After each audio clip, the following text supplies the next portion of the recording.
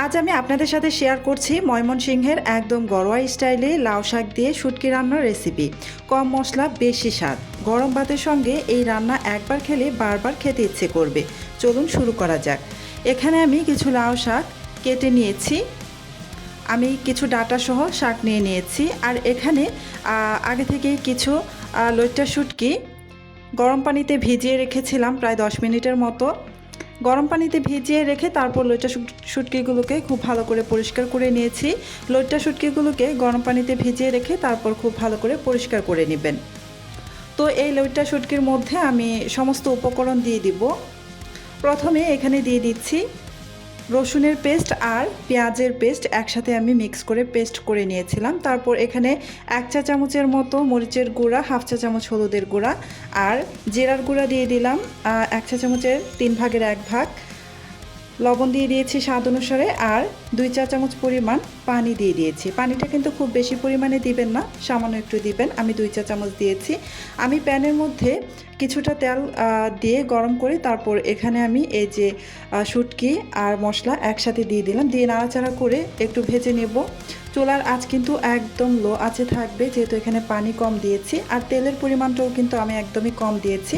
কম তেলেই কিন্তু এই শুটকিটা রান্না করব। তো কিছুক্ষণ কষিয়ে নিয়ে তারপর এখানে দিয়ে দিচ্ছি দেশি ছোট আলু। আমি একটা আলুকে 4 ফালি করে কেটে তারপর ভালো করে ধুয়ে পরিষ্কার করে দিয়ে দিলাম। দিয়ে নাড়াচাড়া করে ভালো করে মিশিয়ে নিয়ে আরও একটু কিছুক্ষণ ভেজে নিয়ে এখানে আরও কিছুটা পানি দিয়ে কষিয়ে নেব কিছুক্ষণ, ভালো করে যেন শুটকি আলু একসাথে আরও কষানো হয়। সেজন্য ঢাকনা দিয়ে ঢেকে কিছুক্ষণ অপেক্ষা করছি। এই তো কিছুক্ষণ অপেক্ষা করার পর আলু শুটকি খুব ভালো করে কিন্তু কষানো হয়ে গিয়েছে। আর এক্সট্রা কিন্তু একটু এখানে পানি নেই। একদম যখন এভাবে পানি না থাকবে তখন কিন্তু বুঝে নেবেন যে এটা খুব ভালো করে কষানো হয়ে গিয়েছে। আর আলুটাও কিন্তু সিদ্ধ হয়ে গিয়েছে।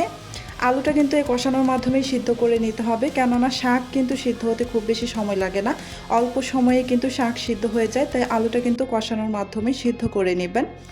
তো এখানে আমি এই যে কেটে রেখেছিলাম যে লাউ শাকগুলোকে খুব ভালো করে ধুয়ে আমি আগে থেকে চালনিতে পানি ঝরাতে রেখে দিয়েছিলাম।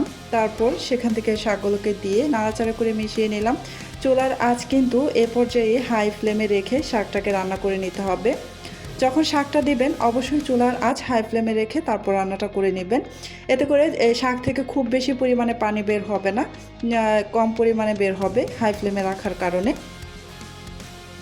তো এই যে প্রায় 2 থেকে 3 মিনিটের মতো কিন্তু রান্না করে নেওয়ার পর একদম শাক থেকে পানিটা একদম শুকিয়ে এসেছে। তারপর আমি এই যে নামিয়ে নিয়েছি। দেখলেন তো ময়মনসিংহের ঐতিহ্যবাহী স্বাদে লাউ শাক দিয়ে শুটকির দারুণ মজার রান্না তৈরি হয়ে গেল। রেসিপিটি ভালো লাগলে অবশ্যই একটি লাইক দিন, কমেন্ট করে আপনার মতামত জানান। আর এমন আরও সহজ ঘরোয়া আঞ্চলিক রেসিপি পেতে চ্যানেলটি সাবস্ক্রাইব করে পাশেই থাকবেন। আল্লাহ হাফেজ।